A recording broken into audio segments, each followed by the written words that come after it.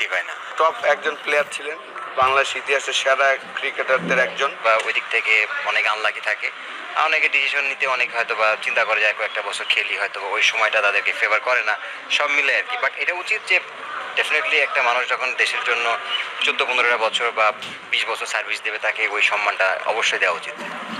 ইমরুল ভাই, আপনি বলেছিলেন যে তামিম ইকবাল আপনার বেস্ট পার্টনার আপনার ক্যারিয়ারের। আসলে আপনাকেও কিছুটা ইমোশনাল করেছে কিনা তার সিদ্ধান্তটা? দেখুন, ও যেদিন ফার্স্ট যে স্টেটমেন্টটা দিয়েছিল ওই দিনই আমি একটু মানে হতবাক হয়েছিলাম, কারণ ইমোশনালি হয়তো বা ডিসিশনটা নিয়েছিল।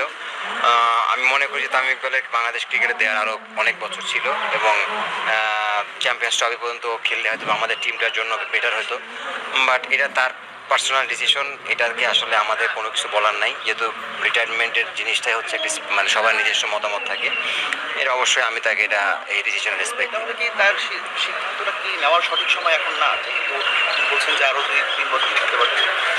এজ এ প্লেয়ার হিসেবে আমি বলবো যে তামিম ইকবাল খেলতে পারতো। যখন থেকে সে ক্রিকেট স্টপ করেছিল তখন থেকে এই খেললে হয়তো বা চ্যাম্পিয়ন্স ট্রফি পর্যন্ত সে ইজিলি ক্যারি করতে পারতো, যার তার যে পারফরমেন্স, সে একটু ফিট রাখতো নিজেদের। অবশ্যই তাই স্কিলের দিক থেকে তামিম ইকবালের কোনো কমতি নাই, এবং মেন্টালি সে অনেক এজ এ ব্যাটসম্যান হিসেবে অনেক স্ট্রং। তো ওই দিক থেকে বলবো যে ও খেলতে পারতো, বাট আমরা এটা মিস করেছি।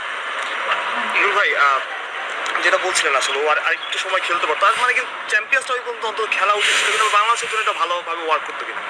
ভাই দেখেন, এটা আমিও জানি, আপনিও জানেন, সবাই জানে। এখন যে খেলবে সে যদি না চাই, আপনি জোর করে খেলাতে পারবো না।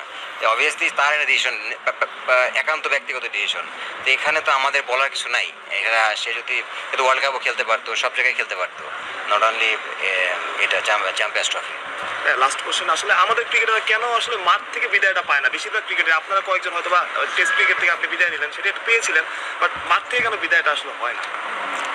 আমার মনে হয় টাইমিংটা মেলে না। ব্যাটে বলে যেমন টাইমিং থাকে না, প্লেয়ারদের সাথে হয়তো বোর্ডের টাইমিং ঠিক হয় না, এই জন্য হয় না। আসল ভাই, তামিম বিদায় নিয়েছেন গতকালকে রাতে একটা বড় একটা স্ট্যাটাস দিয়ে সে আন্তর্জাতিক ক্রিকেট থেকে চলে গেছেন। এই বিষয়টাকে নিয়ে যদি একটু বলতেন। না, অবশ্যই লাস্ট 1 বছর ধরে 2023 ওয়ার্ল্ড কাপের পর থেকেই তো সে আর আসলে বাংলাদেশ টিমে খেলছেন না। 2006 থেকে সেই স্টার্ট করেছেন লম্বা একটা কেরিয়ার।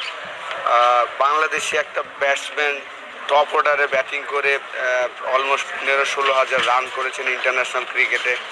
Big achievement. আমি মনে করি যে টপ একজন প্লেয়ার ছিলেন, বাংলাদেশ ইতিহাসের সেরা ক্রিকেটারদের একজন। সে যদি, আমরা সবাই আশা করেছিলাম যে হয়তোবা সে আবার ফিরে আসবেন, কিন্তু যেহেতু প্রত্যেকটা প্লেয়ারেরই যার যার ডিসিশন নেওয়ার অধিকার আছেন, এবং সে চিন্তা করেছেন আর ফিরে আসবেন না ইন্টারন্যাশনাল ক্রিকেটে। গুড লাক ফিউচারের জন্য। স্টিল আমি মনে করি যে হয়তোবা আরও 2-1টা সিজন আমরা দেখবো তাকে আমাদের ডোমেস্টিক ক্রিকেটে খেলবেন। অসাধারণ প্লেয়ার ছিল, বিশেষ করে নতুন বলে ব্যাটিং করা ইন্টারন্যাশনাল ক্রিকেটে বাংলাদেশি একটা প্লেয়ার। আমরা সবসময় নাম্বার 9-10 র্যাঙ্কিংয়ে ছিলাম, সেই জায়গা থেকে র্যাঙ্কিংয়ে 1-2 নাম্বার টিমের এগেনস্টে নতুন বলে ফেস করাটা বিরাট বড় একটা চ্যালেঞ্জিং ছিল। তো সেই জায়গায় সাকসেসফুল একজন প্লেয়ার ছিলেন। ক্যাপ্টেন হিসাবে আমাদের ডেফিনেটলি টপ 2-3 জন ক্যাপ্টেনের মধ্যে একজন। রেকর্ড যদি দেখি সবার উপরে হয়তোবা। তো অবশ্যই আমরা তার এই সার্ভিসটাকে স্যালুট দিতেই হবে, যে অসাধারণ পারফরমেন্স করেছে তার এই 17 বছর ক্যারিয়ারটা। সোহেল ভাই, যখন আসলে ওপেনাররা পারফর্ম করতে পারছেন না, যখন আসলে ক্যাপ্টেন চাইতেছিলেন, যখন নির্বাচকরা চাচ্ছিলেন, তখন কি আসলে একটু দেশের কথা চিন্তা করে খেলা যেত কিনা বা এরকম দরকার ছিল কিনা? না, দেখেন আসলে ইন্টারন্যাশনাল ক্রিকেটটা জাস্ট এই চ্যাম্পিয়ন্স ট্রফির 3টা ম্যাচ